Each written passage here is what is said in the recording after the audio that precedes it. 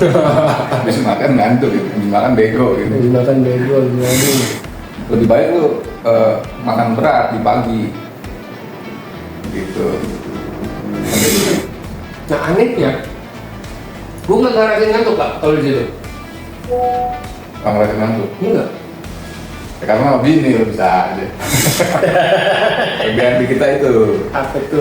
Nah sumbernya abu-abu. Cuman secara logika gimana ya? Yang keluar dari tubuh kita kan anggapannya ampas. Terus kita masukin lagi. Oh iya. Iya, atau mungkin ada inovasi atau ada orang yang saat ini yang kita bilang aneh. Nggak taunya ke depannya apa yang dipakai, apa yang dilakukan, yang dibilang kita aneh ternyata udah jadi kebiasaan orang lain. Kebiasaan baru. Kebiasaan baru. Adat baru.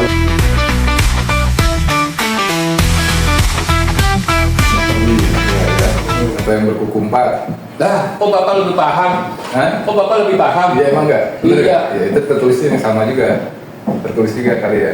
Pokoknya kalau di kategori ini tuh kayak buaya, tuh kayaknya nggak boleh deh. Oh iya. Mata. Kurang paham ya, ular gitu kayaknya nggak boleh. Nah itu kategori itu juga belum tahu yang mana spesifikasinya. Terus yang kedua kata haramnya itu dari penghasilannya Pak. Kita beli makanan apapun itu, hewani, protein atau nabati.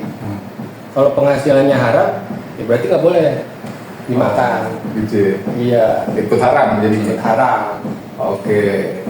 Paling dari segi agama gue yang betul ya paling di situ. Jadi maksudnya apapun boleh makan sesuai yang udah dianjurkan tadi yang buat haram itu. Oke.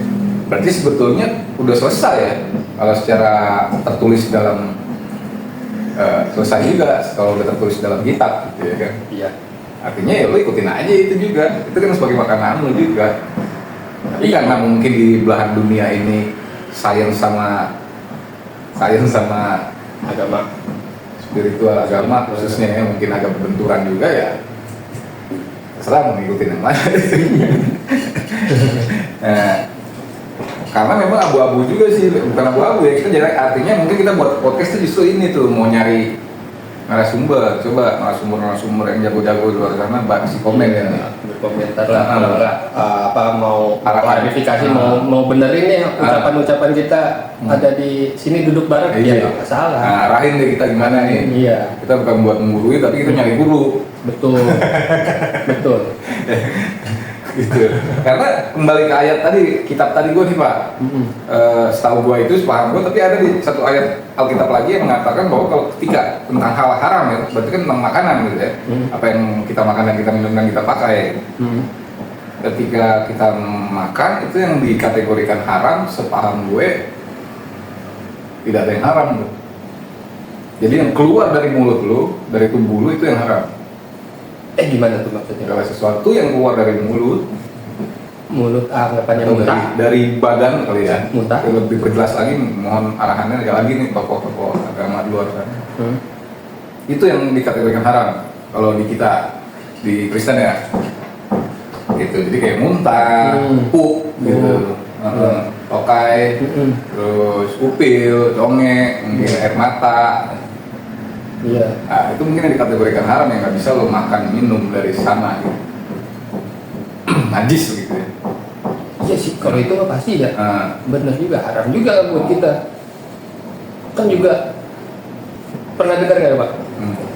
Air kencing pagi bagus buat kesehatan, buat penyakit sesuatu gitu. Diminum. Kan ngaco itu harusnya. Nggak tahu kalau ada sainsnya, ada ilmunya di situ. Cuman secara logika gimana ya? Yang keluar dari tubuh kita kan anggapannya ampas. Terus kita masukin lagi. Jadi obat gitu ya. Katanya jadi obat. Nah, tinggal keyakinan kita kan kembali kan berarti kalau kayak gitu kan. Ya. Kita yakin. Kalau di agamaku belum tahu ya kalau spesifikasi yang seperti itu ya. Cuman ya secara logika ya enggak juga lah, ini muntah masih kita makan lagi. Meses. Kita makan. Bukan. Ya enggak benar. Ya artinya nggak mesti kita makan, Atau diolah lagi dibentuk. Iya, misalnya ada orang yang jahat atau kayak gimana nggak tahu dia apa itu. Atau mungkin kotoran kambing kita olah lagi gitu, jadi kita kena najis kan gitu. Haram. Sapi nggak mesti kita makan, artinya kan kategori haram ini kita pegang pun najis gitu. najis ya. Iya kan? Haram kita pegang. Gitu. Kotoran kambing gitu kita pegang juga gitu kan buat pupuk. Iya. Itu gimana tuh Pak? Itu gimana? Ya harusnya najis. Itu udah masuk ke tubuh. Maksud gua begini, alurnya kalau kotoran-kotoran yang hasilnya jadi kompos, terus masuk ke tanah untuk nutrisi tanaman. Terus tanaman itu kita makan. Subur. Ya. Buahnya Mungkin sudah melalui proses kali ya. Iya. Itu jadi proses itu yang melegalkan lagi, menghalalkan lagi gitu. Iya. Mungkin ya. Ya, karena yang kita makan itu buahnya ya. Buahnya. Bukan langsung direct ke pupuknya atau fesesnya gitu enggak ya. Iya. Karena kalau kayak apa namanya tumbuhan nih justru malah jadi makanan kan kalau di Alkitab ya. Nah yang agak bingung memang kita mau kudu ikut yang mana ya. Kembali ke akhirnya sains atau sains sudah pasti bisa jadi kalau yakin percaya sama sains sih. Iya. Lo berarti ya mengesampingkan agama dong gitu. Lo berarti menjadi seorang yang ini lah, apa namanya agnostik gitu. Bisa jadi Agnostik. Semuanya hanya berdasarkan sains saja. Dia nggak percaya sama agama. Kalau agnostik kan kayaknya Percaya Tuhan tapi nggak percaya agama ya kayaknya mungkin. Gue percaya adanya Tuhan. Tapi gue percaya agama gitu. Gue juga lupa juga deh. Namanya kayak gitu. Biar agak ini aja ya kita tanya guru Mbak Google. Agnostik yang versi Google sih pandangan yang menyatakan bahwa pengetahuan tentang kebenaran tertinggi seperti Tuhan tidak mungkin atau tidak dapat diketahui oleh manusia. Agnostik berbeda dengan ateis yang tidak percaya pada Tuhan, karena agnostik tidak memiliki pendidikan atau penilaian yang pasti tentang keberadaan Tuhan. Jadi dia nggak untuk keberadaan Tuhan dia ragu, nggak ada penilaian, dia nggak mau bermain di area sana gitu. Nah kalau ateis ya udah nggak ada, nggak percaya dia. Nah, ini bukan agnostik, salah berarti tadi ya. Lebih ke ateis berarti kalau seandainya memilih untuk sains sekali ya. Iya sih. Berarti agnostik masih abu-abu dong dia. Masih abu-abu dong. Abu-abu. Agnostik itu. Abu-abu dalam versi apa nih gitu kan? Dalam versi pertanyaan keberadaan Tuhan ya. Abu-abu ya. Abu-abu. Ya, karena gue nggak mau bahas kesana gitu. Oh berarti beda dong yang gue terima selama ini katanya agnostik tuh iya gue tahu ada Tuhan di dunia ini tapi gue nggak percaya dengan ajaran-ajaran yang ada di dunia ini gitu. Bukan nggak percaya loh ya. Apa? Ya nggak mau bahas. Nggak mau bahas aja. Iya. Dan nggak usah dibahas lah gitu kalau memang ya kita kan pakai kasat mata orang di lingkungan namanya bermasyarakat kan, mereka ada yang meyakini adanya Tuhan, beragama segala macam gitu ya. Mungkin seorang agnostik yang ada di masyarakat akan iya gue tahu mungkin yang lu pahami adalah ada Tuhan gitu, tapi gue nggak mau bicara di area itu, daerah itu. Nah mungkin begitu ya. Kita nggak usah bicara yang itu lah gitu kan. Iya. Tapi keimanan dia gimana? Keimanan dia sama diri dia sendiri. Dia sendiri ya. Dia meyakini apa ya berarti dia yang tahu. Beda sama ateis nih. Gitu. Ateis udah yakin loh ada Tuhan. Semua di dunia ini ya hanya berdasarkan ya bisa dihitung-hitung dengan sains, bisa dihitung dengan sains. Gitu. Ya, berarti kalau yang bisa jadi digolongkan ke ateis lah mungkin kali ya. Tapi kan lucunya saintis-saintis di negara kita loh justru malah beragama gitu, tapi nggak tahu agamanya hanya formalitas di KTP saja tapi mengakui kehadiran Tuhan gitu ya. Ini jadi kemana-mana bahasnya. Gue masih ngaco ya. Dari makanan bisa. Ingat dari makanan. Semuanya tuh asalnya dari makanan. Makanan. Jadi kita pola makan yang kebalik, Bang Martin. Gue yang makan sarapan ngantuk. Apa yang kamu makan, minum, pakai itu bisa berefek kemana-mana berarti pemirsa. Iya. Apa yang Anda makan, apa yang Anda minum, dan apa yang Anda pakai itu bisa pengaruh ke kita, ke lingkungan bisa. juga. Ya, lu makan, lu memilih tidak makan, lu sakit nih ya, kan berpengaruh ke istri lu. Aduh, ini gue sakit lagi, masuk rumah sakit, gue jaga deh. Iya. Ini gue bayar deh. Atau enggak emang makan nih, polanya kita milihnya makan, tapi makan yang sembarangan. Seblak pedes banget. Sakit nih. Habis pedes banget sakit Iya. efek tuh berarti ke bini juga, ke lingkungan.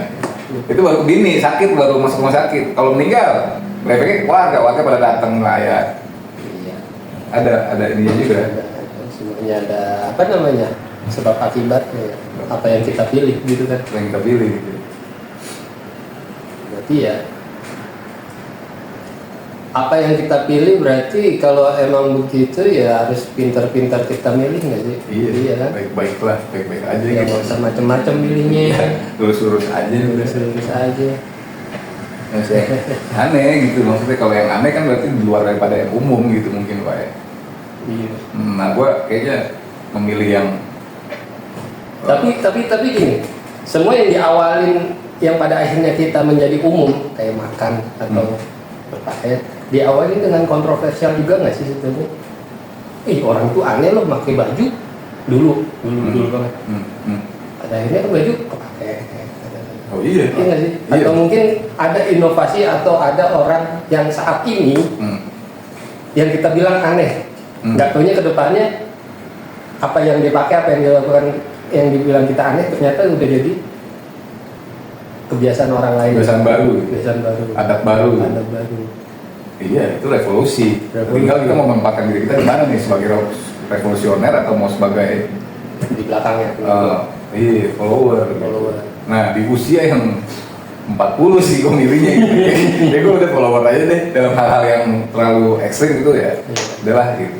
Kalau masuk ke kategori ekstrim lah kali ya kalau revolusi gitu ya. Ya karena itu kayaknya cocok kali mungkin buat yang muda gitu. Muda. Gue jadi kepikiran ini kalau mundur ya.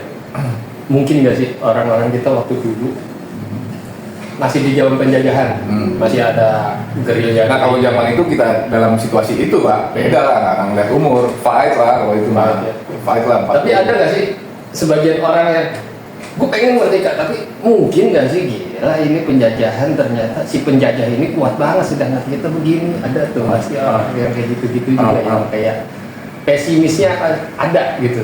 Ada dia, gue pengen menang, gue pengen merdeka, tapi pesimisnya tuh lebih tinggi daripada keinginannya dia. Nah, iya kan. Ada pasti orang-orang seperti itu Pak. Ya kayak gue sekarang usia 40 gue memilih, gue takut untuk revolusi gitu. Ya udah gue main aman aja lah gitu. Tapi kalau ketika dalam situasi Waalaikumsalam gitu.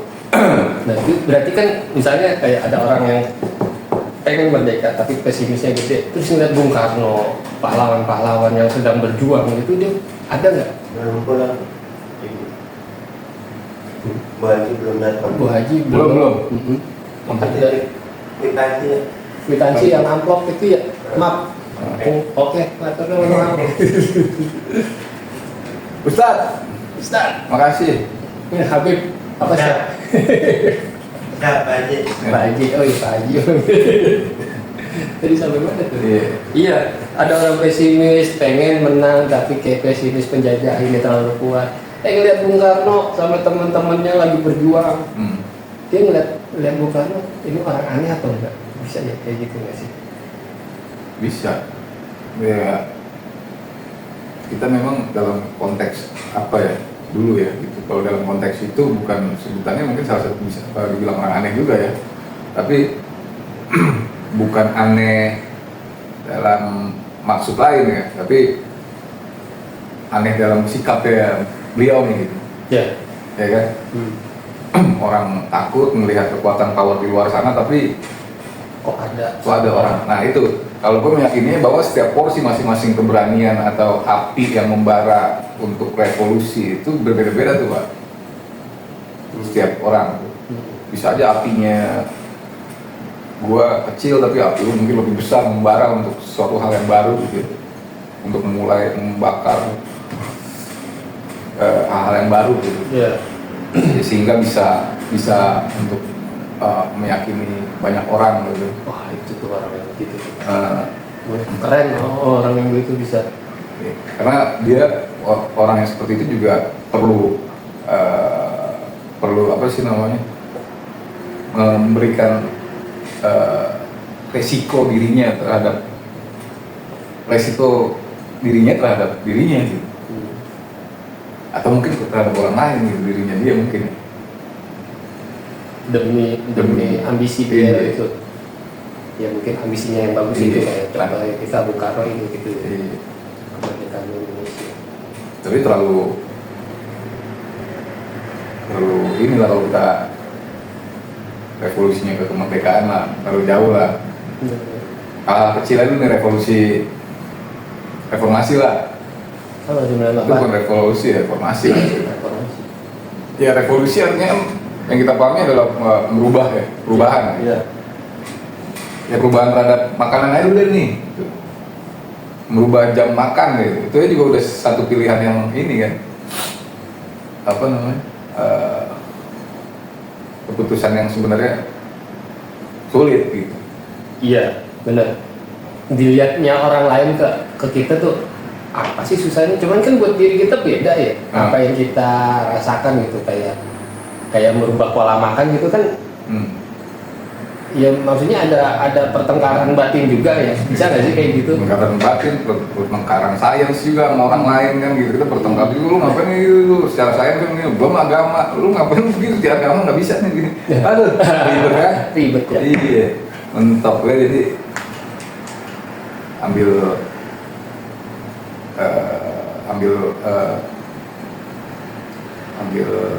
apanya nih, hikmahnya apa? Hikmahnya apa? Ambil simpelnya aja nih. Bukan, maksudnya kita apa sih namanya Pak? Tadi udah mau hampir dapet tuh kesimpulan. Benang sarinya lagi. Benang merahnya dari apa yang kita sudah jalani selama 40 tahun, mana baik dan buruk kan kita sudah bisa berdasarkan pribadi kita sendiri gitu ya. Dari experience, dari pengalaman. Nah, kita simpulkan untuk memutuskan bagaimana yang baik buat diri kita juga sendiri sih.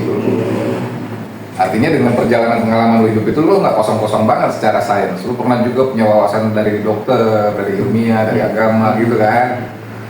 40 tahun kita kan udah bisa itu ngambil kesimpulan apa yang udah kita jalani. Betul. Mana baiknya. Tapi kalau sekarang kita masih ya boleh-boleh aja, itu kembali kepada pemirsa juga ya kan. Iya. Misalnya dia mau masih mengacu atau minta bimbingan dokter ya silakan. Kalau kita kan mungkin berbenturan sama materi gitu ya kan. Pertama ya kan. Kita mau sama dokter ya, kalau kita ada duit ya kita tinggal ke dokter ya kan. Kalau nggak ada duit ya apa boleh baut. Bener sih. Tinggal kita belajar dari pengalaman yang kemarin, kayaknya cocok kayak ini gue nih. Iya, apa yang udah kita rasain aja di tubuh kita. Kayak gue tadi udah cerita, udah gak cocok gue makan pagi. Di jalan pasti ngantuk, ngantuk. Ternyata Pak Martin bilangnya, ya itu mah udah manusiawi, habis makan bego. Bego. Tapi mungkin Pak, lu Pak lagi cocok di situ kan? Iya. Nah, jangan lu rubah sebelum diri lu ngasih sinyal tuh Pak. Kalau menurut gue salah satu pengikut statement yang mengatakan bahwa lu ketika lu sama aja berevolusi itu, ketika lu mengubah kebiasaan lu, berarti lu berevolusi sama diri lu yang punya efek akan baik atau buruk. Yang kita nggak tahu gitu. Nah itu tuh. Nah cuma kalau gue nih sekarang nih, gue kan udah ada sinyal kemarin, badan gue gak enak nih gitu kalau gue rubah dengan sarapan kopi doang gitu, nggak sarapan. Nah gue hanya menyesuaikan aja, tidak merubah revolusi secara utuh gitu, tentang pola makan, tapi gue hanya mengganti aja nih makan siang gue taruh di depan gitu. Nah di makan siangnya gue ganti yang ringan-ringan sampai menjaga sampai kuat sampai sore atau malam gitu. Gitu sih. Gue khawatir kalau seandainya gue hilangin, badan gue ngasih sinyal yang lebih parah gitu. Malah gue jadi drop sakit, ya efeknya kemana-mana ke ini, keluar ke tetangga anak, gitu. Kerjaan. Iya. Jadi di 40 gue lagi mau coba yang bermain di posisi yang aman ya, aman. Udah nggak bisa pada garis ekstremis lagi kayak udah banyak yang dipertimbangkan, banyak keluarga, tetangga, teman, kantor, gitu kan. Kayaknya udah berpikir aman sih kalau 40 orangnya gitu ya. Main aman aja gitu. Apalagi mungkin yang belum nikah gitu. Atau 40 belum nikah ya mungkin masih punya idealis. Mungkin dia ada pertengkaran batin tuh 40 belum nikah tuh. Nah, iya. Ada yang bertanya-tanya dengan diri sendiri. Kok belum nikah juga? Atau memang pilihan. Sudah banyak juga Pak, orang yang memilih untuk tidak menikah ya. Tapi gua rasa sih ya pilihan itu pilihan di akhir deh. Gue yakin di umur dia masih di 20-an, itu dia ada niat target nikah. Gue harus nikah di umur segini atau gue pokoknya nikah gitu kan. Tapi lambat laun, tang mungkin dia udah sibuk dengan karirnya yang seru, lu sampai lupa. Dia kaget. Iya, gue belum nikah nih udah umur 30-an nih. Akhirnya kenyamanan. Akhirnya target dia yang nikahnya tadi di target segitu udah kelewat, udahlah. Bisa jadi begitu nggak sih? Bisa jadi.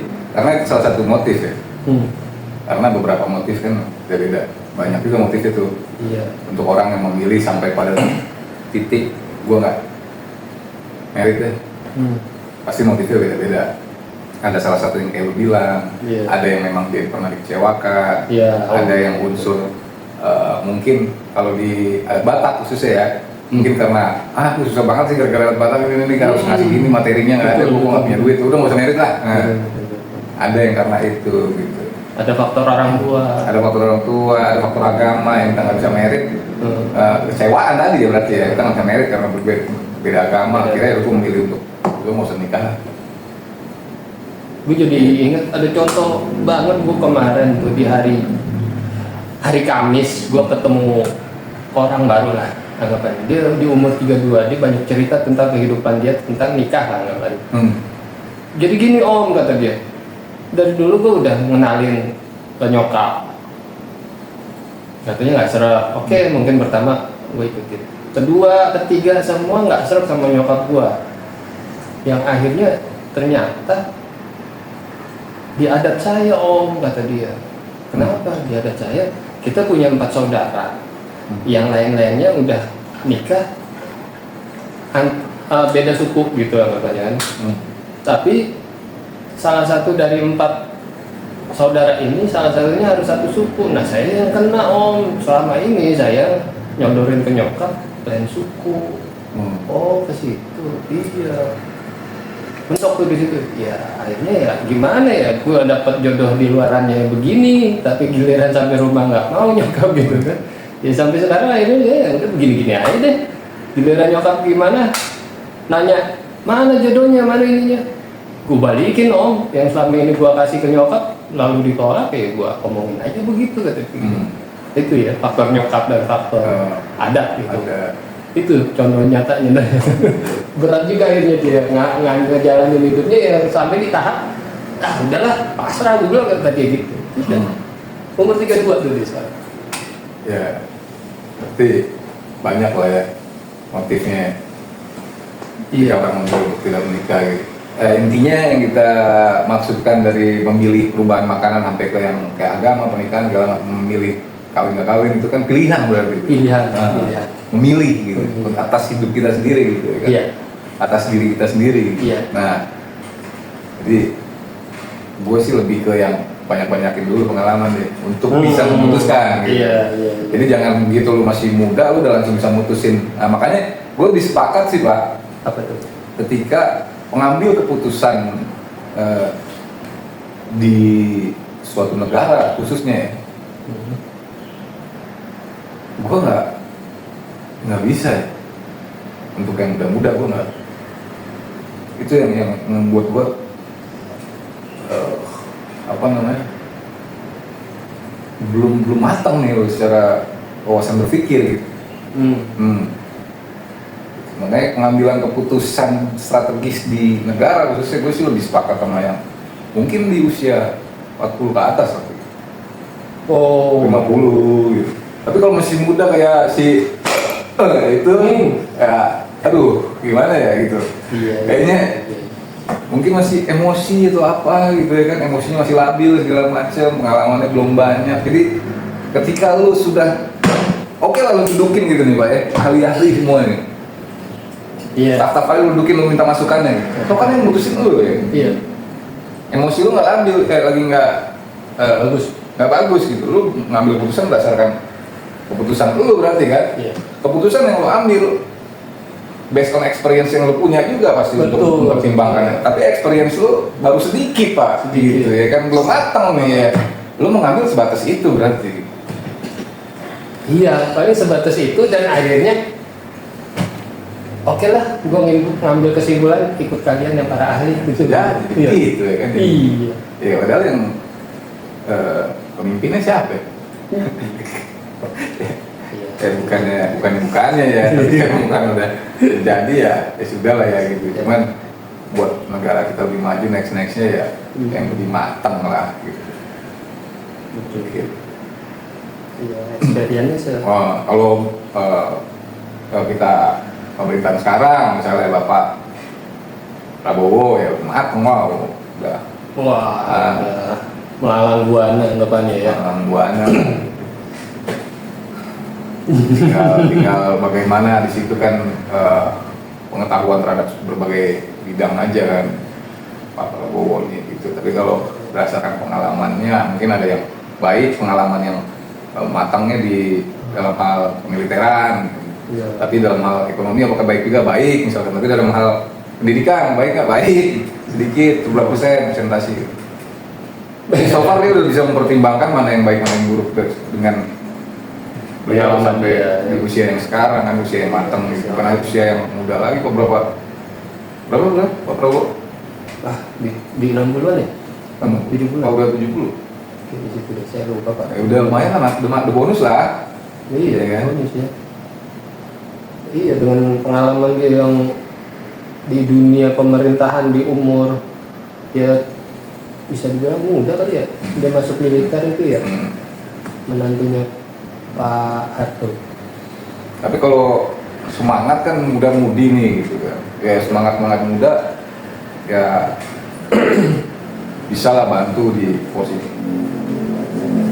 di level-level pelaksana lah gitu ya kan, karena semangat dan tenaganya kan masih berapi-api. Iya. Tapi juga jangan mengesampingkan inovasi-inovasi mereka. Maksudnya ada masukan-masukan dari anak muda ya mau disimak dulu. Iya. Dicerna dulu ide. Iya. Jangan mentang-mentang saya lebih tua, saya lebih banyak pengalamannya karena masih muda. Bukan itu juga, bukan ke situ maksudnya. Jadi maksudnya orang yang lebih tua akan lebih baik dia ada di posisi yang mengambil keputusan. Ya. Tapi bukan mengesampingkan muda-mudi juga tadinya maksudnya. Tapi tadi yang Pak Ahmad bilang adalah ide-idenya itu kadang terbangun dari muda-mudi bisa masuk mengambil keputusan, coba lebih bijak untuk dengerin nih ide-ide yang si muda-mudi ini untuk kita baik nggak sih, buruk nggak sih, gitu. Nggak semuanya juga buruk, nggak semuanya juga baik. Ya. Ide-ide dari yang muda-mudi nih ya Pak ya. Betul. Gitu. Cuman kalau pada posisi pengambil keputusan, gue lebih sepakat yang di pemerintahan mereka yang lebih matang gitu. Bukan di pemerintahan ya, maksudnya pengambil keputusan tinggi-tingginya. Tapi kalau di level di bawah tinggi, misalkan menteri oke lah. Udah di. Oh berarti ada yang lebih tinggi lagi nih. Kemudahan tuh dia. Kemudahan tuh dia. Itu apa lagi yang gitu ya. Kayak misalnya kita punya 3 lembaga di Indonesia mungkin ya, kayak lembaga eksekutif, yudikatif Iya. sama Legislatif. legislatif. Nah di 3 level ini kepala-kepalanya ini ya udah inilah kalau bisa gitu. Misalnya level menteri oke, dia kan pelaporannya mungkin pada presiden atau wakil presiden, berarti presiden wakil presiden jangan. Tapi kalau menterinya harus muda ya sih oke. Tapi kalau menterinya diharapkannya wakil menteri lah, anak muda gitu, atau pelaksananya, stafnya. Iya, betul. Jadi kalau pengambilan keputusannya si menteri atau si jaksa gitu. Apalagi jaksa penuh pertimbangan gitu, hakim gitu. Waduh, jangan yang muda-muda kan gitu. Jangan, itu harus benar-benar ada pengalaman karena jaksa pertimbangannya juga ada hati nurani pakai juga ya Pak? Iya, Pakai kan ya? Atau pertimbangannya hanya sedikit dia, bagaimana tuh pakai hati nurani? Jangan cuma berdasarkan hukum undang-undang, tapi ada juga hati nurani yang dipakai di situ sih ya. Katanya sih begitu. Secara hukum udah salah nih. Itu misalnya kan. Iya. Tapi hati nuraninya, kayaknya gila nenek-nenek ambil coklat 1 coklat doang kayaknya harus gua hukum sekian. Nah gimana? Iya. Secara hukum Ya, nggak pencuri, ada undang-undangnya pencurian dan lain-lain. Nah. Tapi yang dicuri apa? Coklat sebiji. Yang nyuri siapa? Yang berumur. Mikir dah tuh hakim. Iya kan. Nah, tapi kalau dari sisi yang dicuri, kesel juga mungkin Pak. Udah, makanya perlu pertimbangan si hakim kan jadinya gitu. Dari sisi yang dicuri, oke 1, tiap hari 1 habis sama gua. Betul. Gitu kan? Pemikiran hakim juga gini, berefek nggak nih gue mengambil keputusan ini? Ntar nggak taunya nenek-nenek berikutnya ngambil begini juga. Ayo, dari satu kamu hakim. Dari satu nenek-nenek 1 coklat. 1 coklat. Tiap hari 30 coklat berarti sebulan. Ada nenek-nenek lagi 10. dikumpulin bukan dimodusin, di apa namanya ya? Di koordinir. Ini sama nenek-nenek tadi. Nenek-nenek juga 10 coklat berarti sehari. Ya kan? Sebulan 300 coklat habis coklat gua lama-lama nggak panen-panen dari sisi pemilik. Gitu. Makanya penuh harus dipertimbangkan sama si hakim ya kan. Benar-benar harus bijak. Keren. Ngalur ngidulin kalian. Gitu. Ngalur ngidul. Gitu. Jadi kalau buat pemirsa ya kembalikan aja mana yang baik mana yang toh kita bisa saling mengajari nantinya melalui pengalaman kita masing-masing. Iya. Mengajari itu maksudnya apa? Sharing lah, sharing. Oh, sharing. Lu punya pengalaman apa? Gua ada pengalaman gini nih. Betul. Gitu. Sharing, kita saling belajar, saling mendengarkan. Ketika pengalaman gue match sama Pak Ahmad gitu kan, ya mungkin bisa digunakan ya, bisa juga diabaikan. Gitu. Karena nggak match, namanya udah match berarti harusnya bisa digunakan. Tapi kalau nggak match, misalnya pengalaman gue ya nggak apa-apa diabaikan dong. Bukan jadi harus keharusan juga, lu sharing harus gue pakai kan gitu. Contoh kayak usaha kan bisa dibilang kayak ATM, amati, tiru, modifikasi. Kayak gitu aja masih banyak orang yang nggak bisa ngikutin. Misalnya ini contoh orang si pengusaha ini yang mau dicontohin, dia sukses dia ini. Kita mau ATM nih, kadang dia nggak bisa ngikutin cara dia.